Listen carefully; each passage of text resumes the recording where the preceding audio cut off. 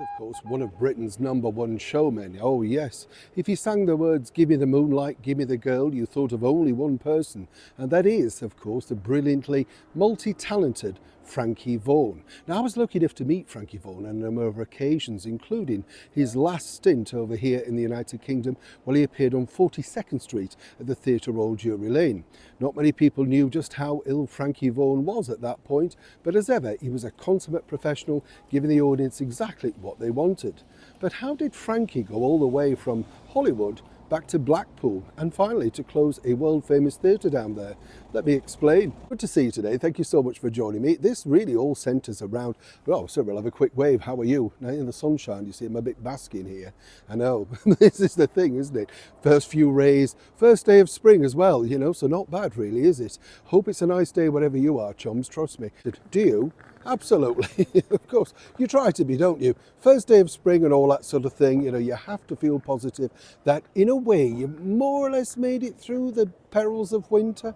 Yes, well, we'll just leave it there, you see. Someone who made it through the perils of life, of course, was the show business icon Frankie Vaughan. And he was lucky enough to star opposite, as many people know, one of my all-time favourite movie stars, the late and beautiful Marilyn Monroe, whose life was lost way back in 1962. But Frankie co-starred with her in a wonderful movie which many people cite as not being one of Marilyn's best, or indeed a box office success, which is totally untrue on both levels. The movie, Let's Make Love, was a big success way back in 1960, but you know the fan magazines, and you know what they're like, had decided to take against Marilyn with all the new blondes on the block.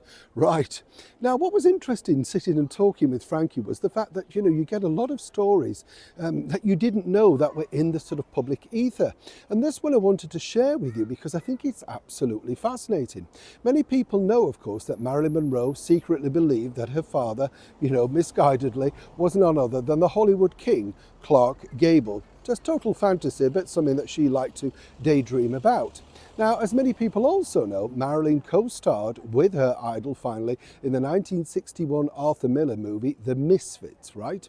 Now, this could have been totally different according to a source because Marilyn already had her eye on Clark Gable at the very point. And Frankie told me this, you see, that way back at the very start when she suddenly became very famous and was sort of dealing with 20th Century Fox and trying to sort out her contract, she suggested to them that Clark Gable would make a brilliant co-star for her upcoming movie, the iconic The 7-Year Itch. Everybody knows that movie, all thanks to, of course, the Billy Trevelyan white skirt blowing up on Lexington Avenue, right?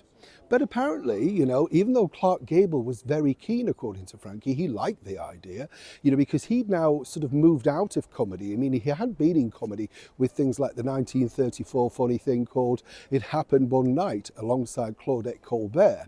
But yes, he wanted to get back into it. He realised there was a whole new generation in the 1950s.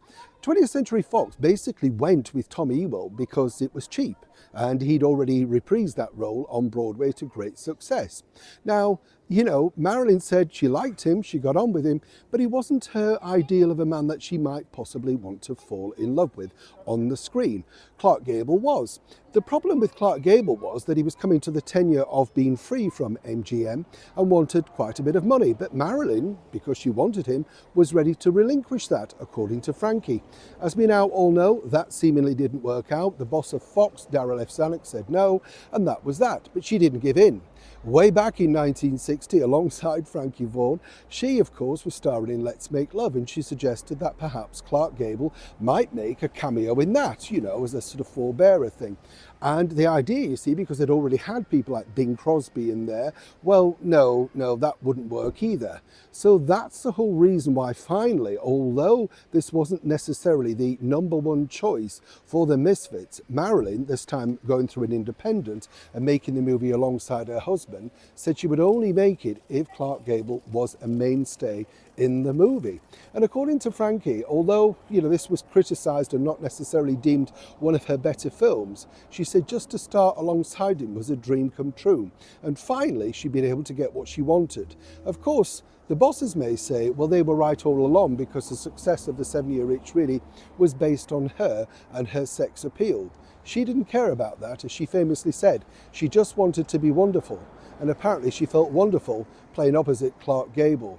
More importantly, Frankie Vaughan said to me that he never quite got over co-starring with Marilyn Monroe and often watched the movie to remind himself it truly did happen. You see, even when you're a superstar, you sometimes have to check in on yourself. Neil Sean in the very heart of London.